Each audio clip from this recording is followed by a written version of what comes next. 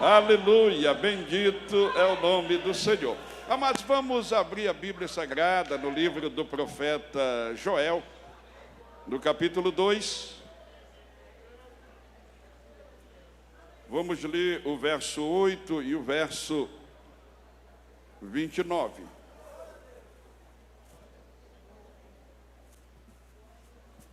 Joel 2, 28 e 29. E há de ser que depois derramarei o meu espírito sobre toda a carne, e vossos filhos e vossas filhas profetizarão, os vossos velhos terão sonhos e os vossos jovens terão visões. E também sobre os servos e sobre as servas, naqueles dias derramarei o meu espírito. Quem diz amém? Amados, antes que faça a menção da palavra, buscando entender o texto lido, quero dizer a minha gratidão a Deus pelos amados pastores que estiveram conosco à tarde. Muitos permanecem, muitos foram após o jantar. E agradecemos aqueles que já foram, aqueles que ficaram e aqueles que chegaram só para o culto à noite, né? Muitos chegaram só para o culto à noite. Nossa gratidão a todos. Fico feliz e agradecido a Deus pela vossa presença, a vossa participação, atendendo o nosso convite que fiz juntamente com o pastor da igreja, pastor Josiel Cavalcante. E nós vamos agora, amados, pensar no que temos lido. O Senhor, o grande Deus, Ele fez a promessa do derramamento do Espírito Santo.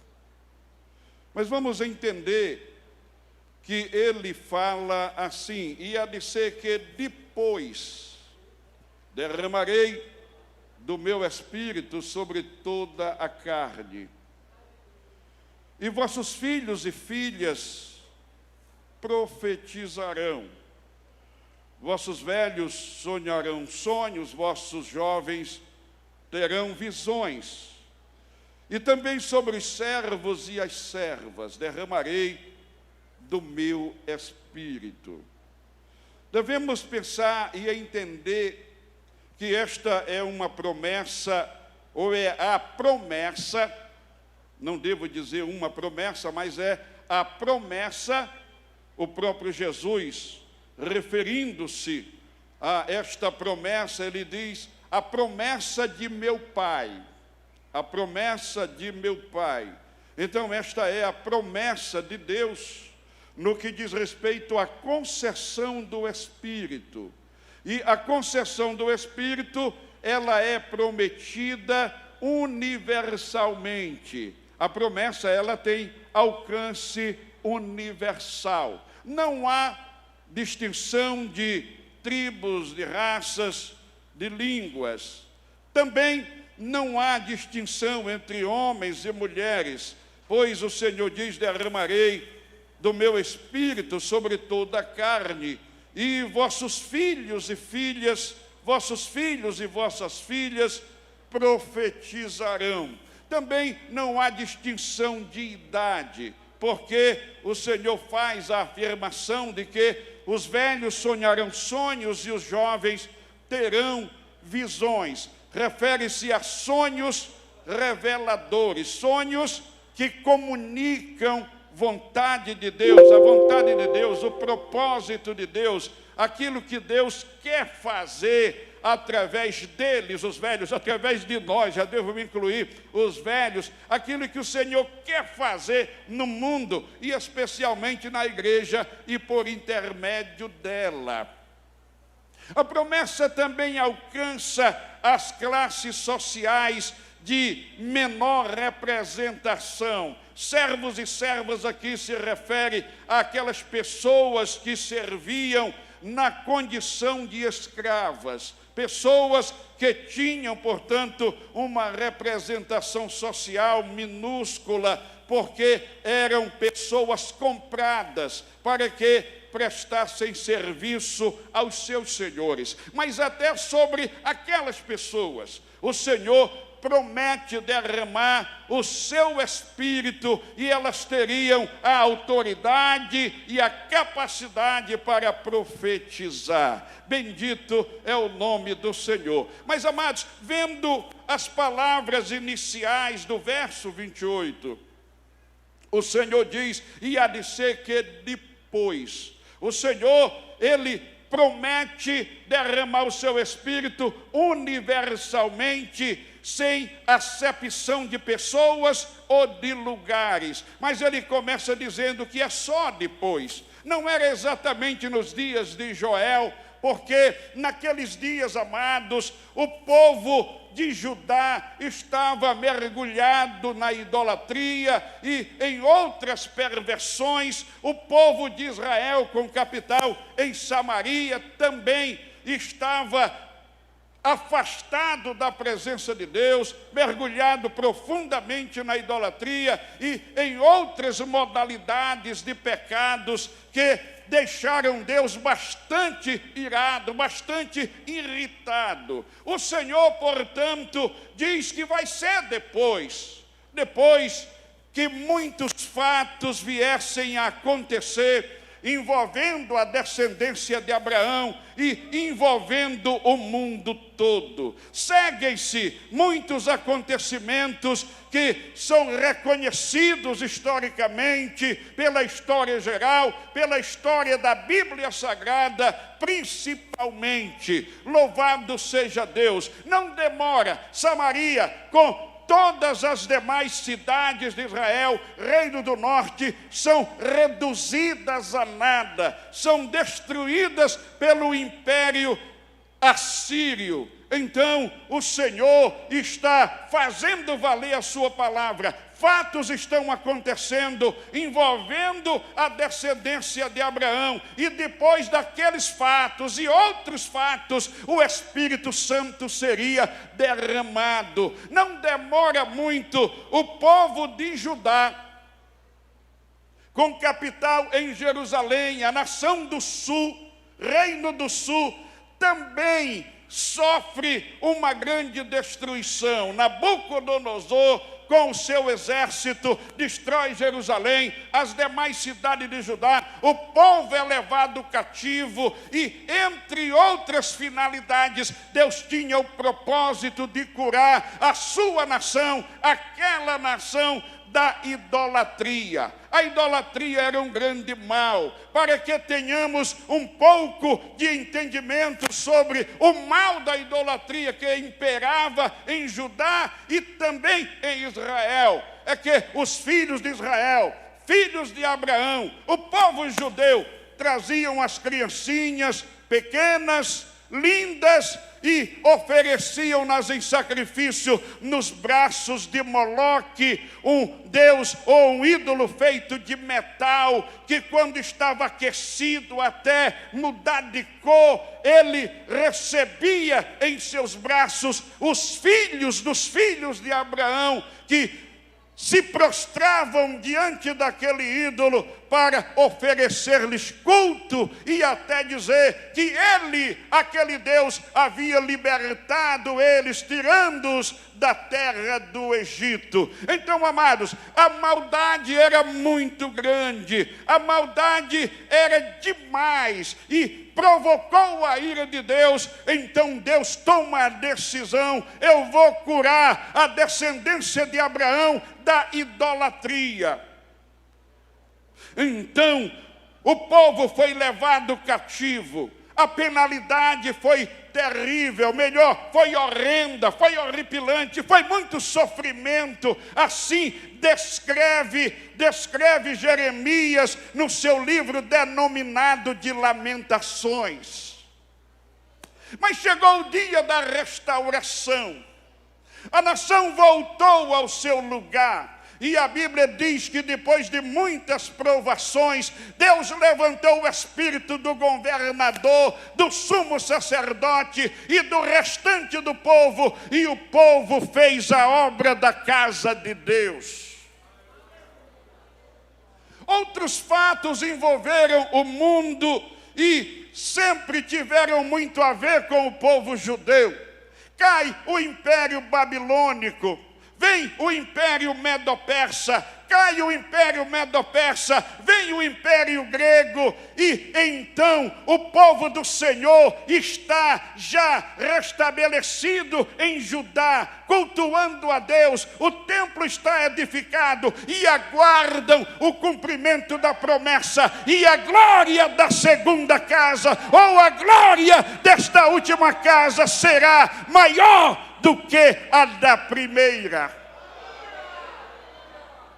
O tempo passa, amados, e começa a haver uma grande batalha para o povo judeu, porque os Seleucidas da Síria, os Ptolomeus do Egito, sempre disputavam a proeminência, o domínio do povo judeu. O povo judeu teve um período de sofrimento, mais uma vez. O tempo dos Macabeus foi um tempo horrível para o povo judeu. Muitas lutas, muitas batalhas, muitas mortes, mas Deus sempre levantou um remanescente fiel para trabalhar pela causa da verdade, da justiça, pelo propósito de servi-lo. Deus levantou valentes, Deus levantou corajosos, até que chega o dia de um cumprimento profético maravilhosíssimo. É que em Belém de Judá nasce o Salvador do mundo. O Espírito Santo não seria jamais derramado antes que nascesse o Salvador do mundo. Nasce o Salvador do mundo, e naquela noite houve uma manifestação gloriosa. Pastores que pastoreavam seus rebanhos aos arredores da cidade de Belém viram um coral de anjos. Eles voavam literalmente e cantavam dizendo: glória a Deus nas alturas, paz na terra, boa vontade para com os homens. Enquanto os pastores ficaram apavorados, um dos anjos se destacou, chegou perto deles e disse: não tenham medo, porque hoje na cidade de Davi vos nasceu o Salvador, que é Cristo o Senhor. Eles se confortam, mas ficam impressionados com aquilo que estavam vendo e com aquilo que ouviram. Amados, a história de Cristo é a mais bela história que alguém já pôde contar. É a mais bela história que alguém pode ouvir. Vocês conhecem parte da história. Nós conhecemos parte desta história linda. O Senhor cumpriu o seu ministério terreno. O Senhor manifestou-se, como diz o apóstolo João, para desfazer as obras do diabo.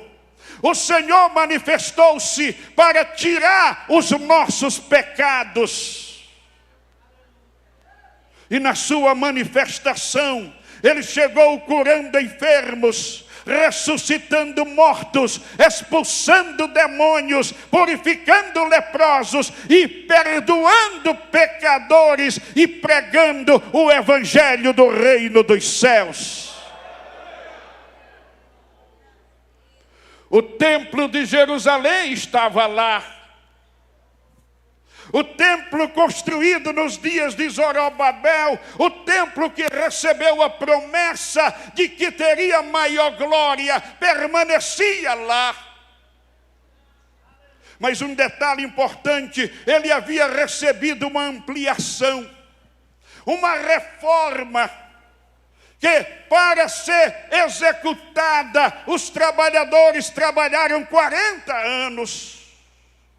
O templo estava majestoso, o templo estava cheio de prata, cheio de ouro, suas torres elevadas resplandeciam, sua porta formosa era notável, era reconhecida por todos. Além das demais portas e janelas, realmente era um templo cheio de glória. O Senhor Jesus, no cumprimento de seu ministério, ele vai até aquele templo e faz o que os evangelistas afirmam, ele fez a purificação do templo. Um dos motivos, o templo havia sido profanado. Antíoco Epifânio, nos dias dos Macabeus, havia sacrificado uma porca no altar do templo de Jerusalém. Outros motivos é que os sacerdotes de então estavam corrompidos e a casa do Senhor, a gloriosa casa do Senhor, havia se transformado num covil de malfeitores. Algo de bom tinha que acontecer, algo grandioso tinha que acontecer, até que chegasse o dia do derramamento do Espírito Santo. Vamos então prosseguir, o depois está chegando. O Senhor segue para o propósito de sua crucificação. Ele sabe, ele está ciente, mas ele segue resoluto, ele não foge da cruz. Quando os apóstolos questionam, inclusive Pedro reage com a espada na mão, Jesus, ele diz, os profetas, os salmos, a lei, Moisés falaram sobre este tema, assim convém que aconteça, o Filho do Homem será entregue nas mãos dos malfeitores, vai padecer, mas ressuscitará ao terceiro dia. Mas, amados, pensemos um minuto, Jesus ainda crucificado, ainda pendurado na cruz, quando ele dá o brado da vitória, que o sol perde a sua luz, que a terra estremece, o véu do templo rasgou-se de alto a baixo. Posso pensar e dizer, naquele dia, o fogo divino desceu ali, rasgou o véu do santuário e foi até ao propiciatório e realizou ali a purificação.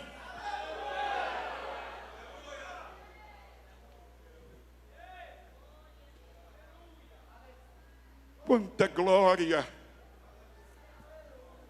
Amados, o Senhor Jesus ofereceu o mais perfeito sacrifício. O autor aos Hebreus fala que ele entrou no santuário, no tabernáculo eterno, não desta criação, não feito por mãos humanas, e apresentou o seu próprio sangue. Eu fico maravilhado também com as palavras do autor aos Hebreus, no capítulo 2, verso 14. O autor escreve assim: ele, por sua morte, aniquilou o que tinha o império da morte, a saber, a Satanás. Então, o Senhor Jesus, pela morte, a morte do seu próprio corpo, da sua carne, assim está escrito em Colossenses 1:22, no sacrifício do seu corpo, da sua própria carne. Seu sangue derramado, suficiente para derribar a parede da separação e estabelecer a paz de toda criatura com o Criador.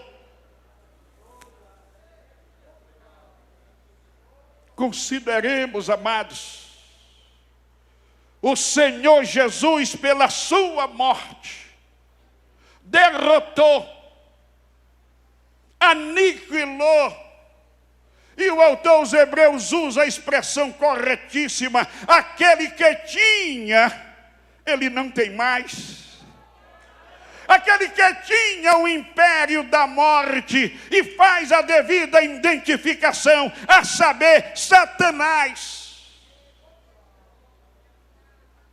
Quem crê nesta verdade, levanta-se a mão direita comigo e diz: Jesus, meu Redentor eterno, eu bendigo o teu nome, eu te exalto, porque o Senhor aniquilou o diabo que tinha o império da morte e nos libertou.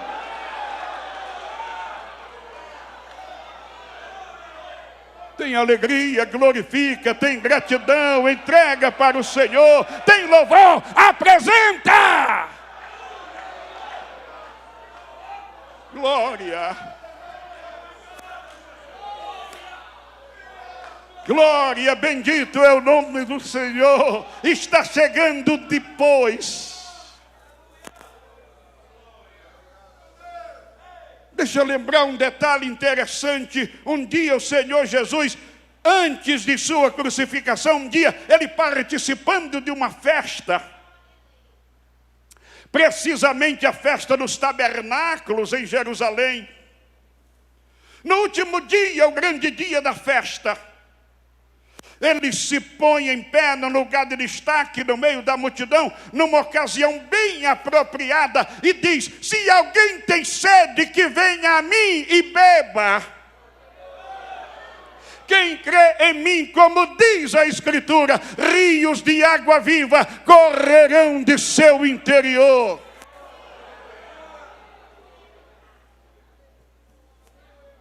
João faz o relato e dá a explicação.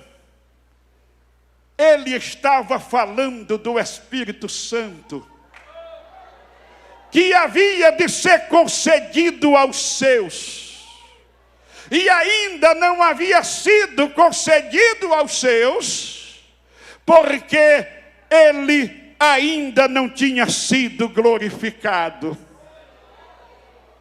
Então é só depois da glorificação.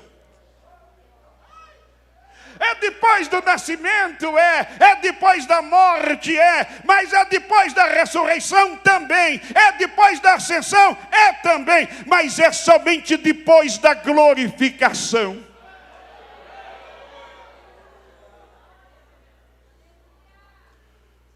O Senhor Jesus, ele é sepultado. Mas no amanhecer do primeiro dia da semana, ele ressuscita. Amados, deixa eu lembrar, ele avisou. Ele disse: eu sou o bom pastor, e o bom pastor dá a sua vida pelas ovelhas.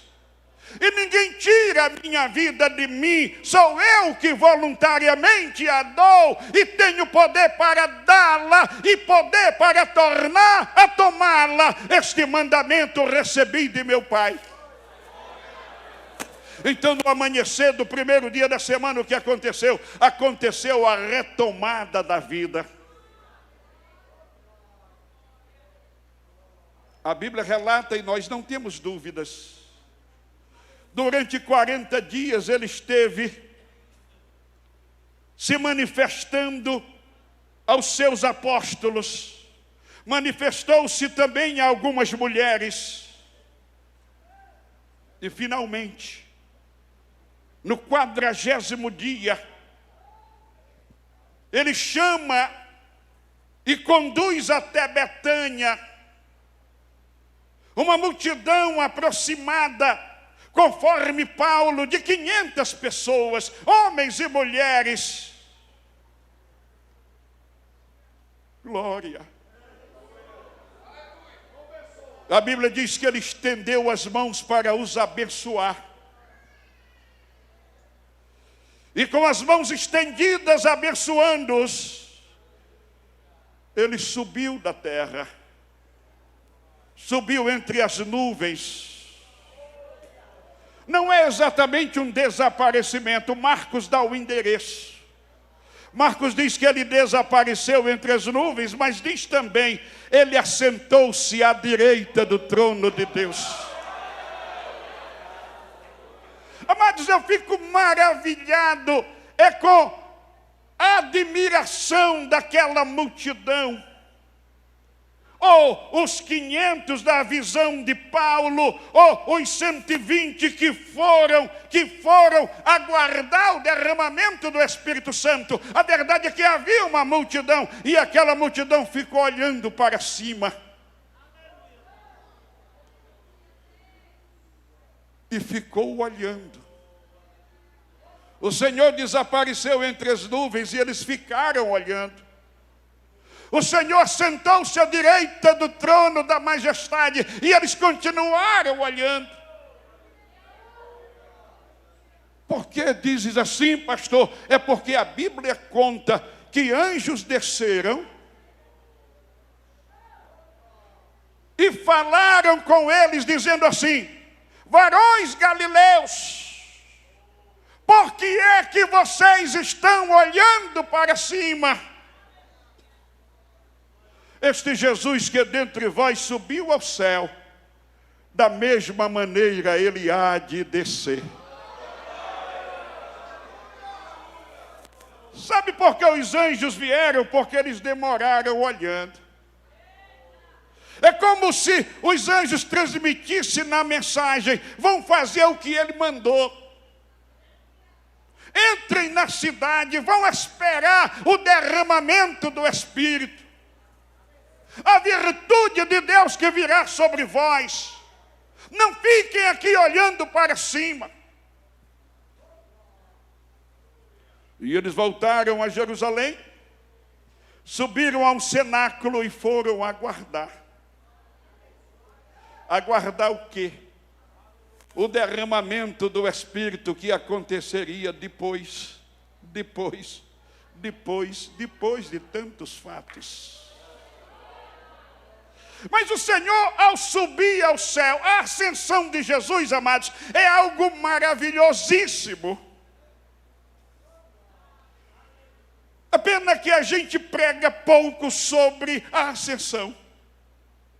O João faz registro, porque ninguém subiu ao céu, senão o que desceu do céu, o Filho do homem que está no céu.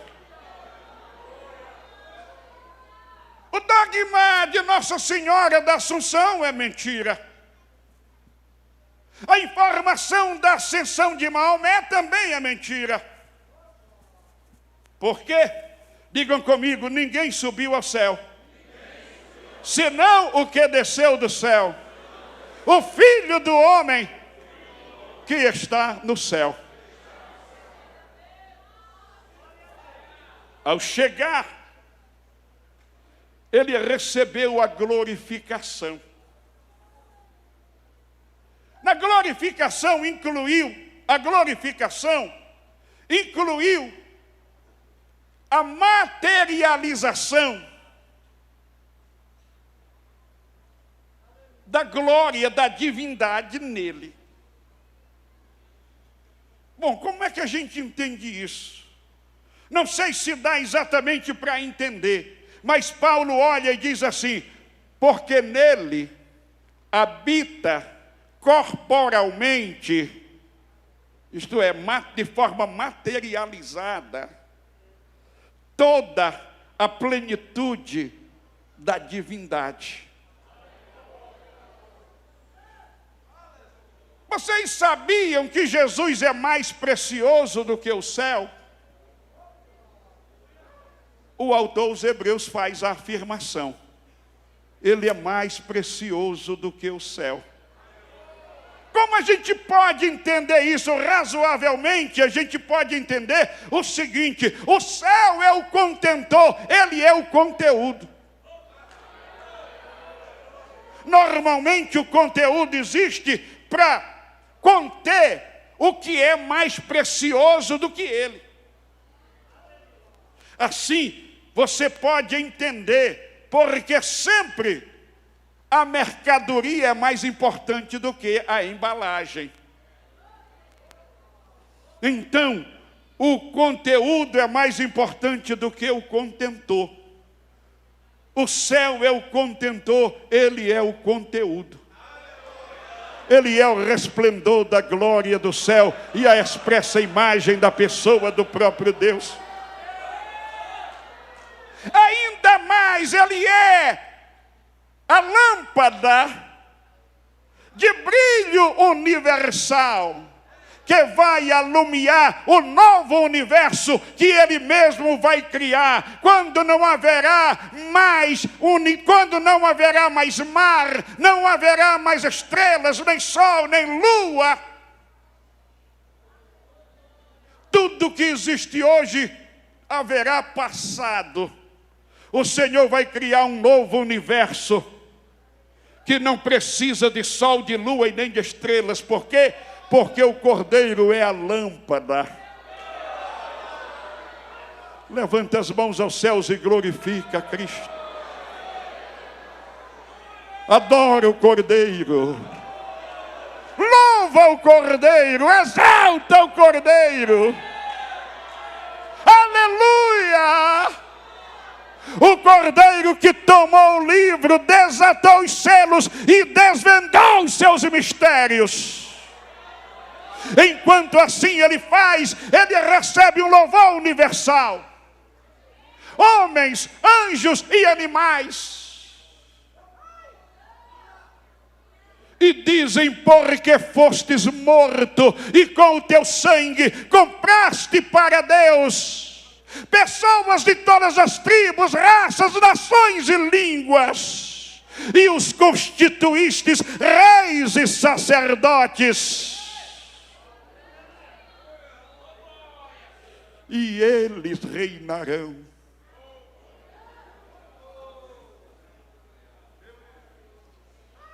Gente, é muita glória. É muita glória. Mas vamos continuar mais um pouquinho, porque o depois vai chegar. João escreveu que é somente quando ele fosse glorificado. Na glorificação se incluiu a exaltação soberana. Paulo viu também e descreve muito bem. Pelo que Deus o exaltou soberanamente. E deu a ele o nome que está acima de todo nome. Para quê? Para que diante do nome de Jesus se dobrem todos os joelhos. Todos os joelhos. De quem está no céu, de quem está na terra e debaixo da terra. Aonde quer que existam joelhos serão dobrados. E ainda mais, e toda língua confesse que Ele é Senhor. Para a glória de Deus Pai. Então entendamos, Jesus subiu ao céu, assentou-se à destra do trono da majestade e recebeu a glorificação, no que se inclui a exaltação soberana. Então tudo estava pronto, depois chegou. Jesus glorificado, assentado no trono, coroado de glória e de majestade, e a igreja lá no cenáculo dizendo: Jesus, nós estamos esperando a promessa do Pai.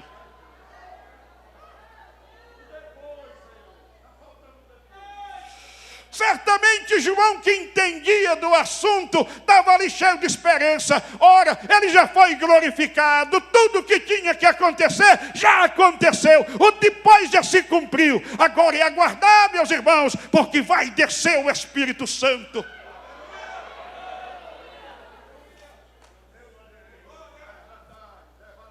Glória. Glória. Eu vou contar mais um pouquinho, mas gostaria que vocês fechassem os olhos. Fechem os olhos. Estejam ligados com o Senhor, enquanto eu conto o restante desta história. É muito rápido. Já fecharam os olhos? Não vou nem poder conferir, porque também fechei os meus. Se eu acenar para o lado errado, você não vai poder ver. Vai ver depois na filmagem. Chegou então o dia. O relato de Lucas é assim. E cumprindo-se o dia de Pentecostes, estavam todos reunidos no mesmo lugar. Quando de repente ouviu-se um som, como de um vento veemente e impetuoso, o qual encheu a casa onde eles estavam assentados.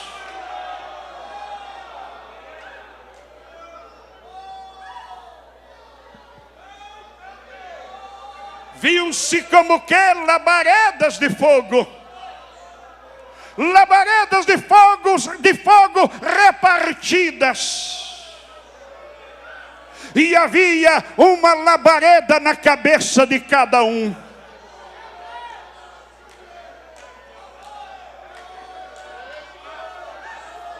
O dia chegou. E todos foram cheios do Espírito Santo. Homens e mulheres. Os mais velhos e os mais moços. Sem exceção. E todos foram cheios do Espírito Santo.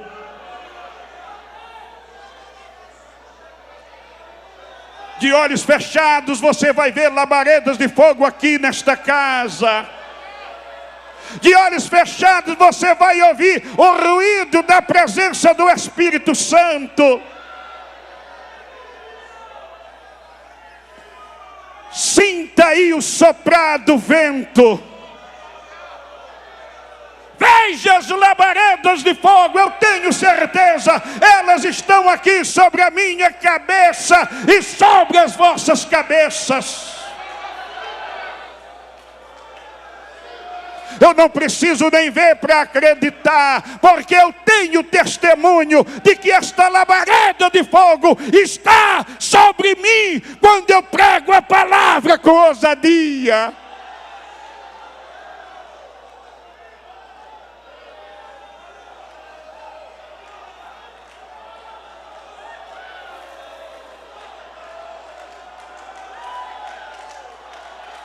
E todos passaram a falar. E todos passaram a falar em línguas estranhas, conforme o Espírito Santo lhes concedia que falassem. Não é hora ainda de abrir os olhos. Mas eu vou concluir dizendo, o Espírito Santo ainda faz barulho quando chega. O Espírito Santo ainda reparte labaredas sobre as nossas cabeças. O Espírito Santo ainda enche os vasos. O Espírito Santo ainda concede línguas estranhas. Tem labaredas aí, glorifica. Tem ruído da presença do Espírito aí, glorifica. O Espírito enche. Enche. Receba. Receba dons espirituais. receba dons espirituais, fale línguas estranhas. E anderande vala manarraias. E anderande vala manarraitas.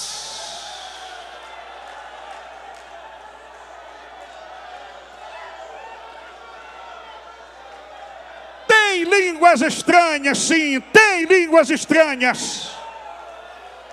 Tem vasos cheios transbordando. Tem labareda.